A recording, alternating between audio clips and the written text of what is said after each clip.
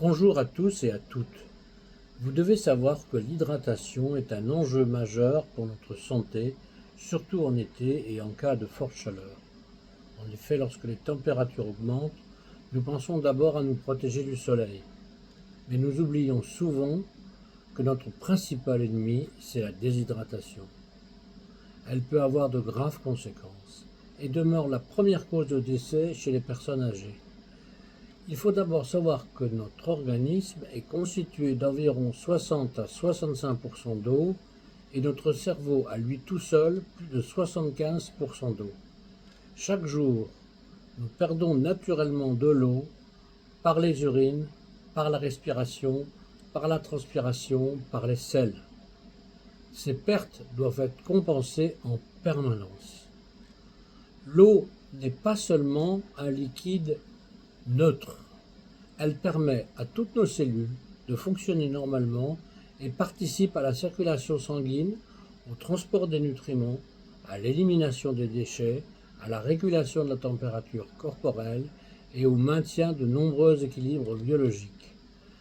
Mais l'eau ne suffit pas à elle seule à nous réhydrater, car nous perdons également, lorsque nous transpirons et nous éliminons, des minéraux essentiels que l'on appelle électrolytes. Ce sont en particulier le sodium, le potassium, le calcium et le magnésium. Ces électrolytes jouent un rôle fondamental dans le maintien de notre santé. Ils assurent la transmission de l'influx nerveux, la contraction musculaire, le bon fonctionnement du cœur. Lorsque la concentration de ces minéraux diminue, l'organisme fonctionne moins bien. Voyons maintenant quels sont les premiers signes de déshydratation. Ils sont, et malheureusement souvent banals, des maux de tête, une fatigue inhabituelle, des crampes, une constipation, une baisse de la concentration intellectuelle et des capacités cognitives. Chez le sportif, les performances diminuent et plusieurs études montrent que la déshydratation augmente également la production de cortisol, que l'on appelle hormone du stress. Pourquoi alors perdons-nous autant d'eau pendant l'été? Tout simplement parce que nous transpirons. La transpiration est indispensable. Elle permet de refroidir notre corps et d'éviter une température excessive. Mais plus nous transpirons, plus nous devons remplacer l'eau et les électrolytes perdus. Il faut savoir que chez un sportif ou lors d'une activité physique par forte chaleur, les pertes peuvent devenir très importantes. On peut perdre plusieurs litres d'eau en quelques heures et il est donc indispensable de boire même avant d'avoir soif. La soif est en réalité un signal tardif. Lorsque vous avez soif, il est déjà trop tard pour hydrater. La déshydratation a déjà commencé. Il y a une idée reçue qui mérite d'être corrigée.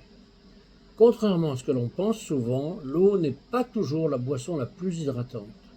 Certaines boissons permettent de mieux retenir l'eau dans l'organisme. Le lait écrémé est particulièrement efficace grâce à sa richesse en protéines, en sodium et en lactose.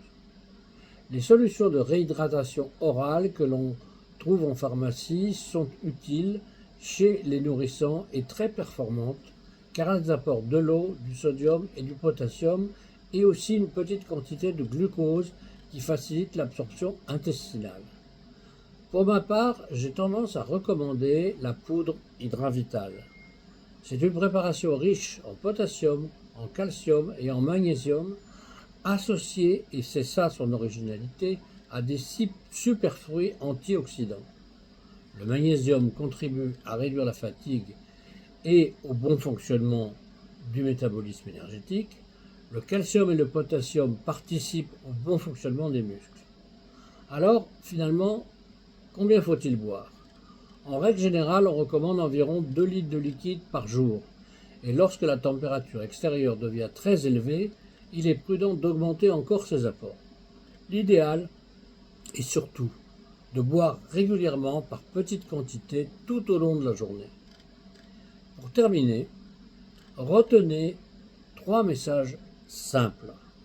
Premier message, n'attendez jamais d'avoir soif pour boire. Deuxième message, en cas de forte chaleur, il faut remplacer non seulement l'eau, mais également les minéraux perdus. Et enfin, troisième message, si vos urines deviennent foncées, et ça c'est le premier signe qui doit vous alarmer, si votre bouche est sèche, si vous ressentez une fatigue anormale, des vertiges ou des crampes, considérez ces signes comme un véritable signal d'alarme.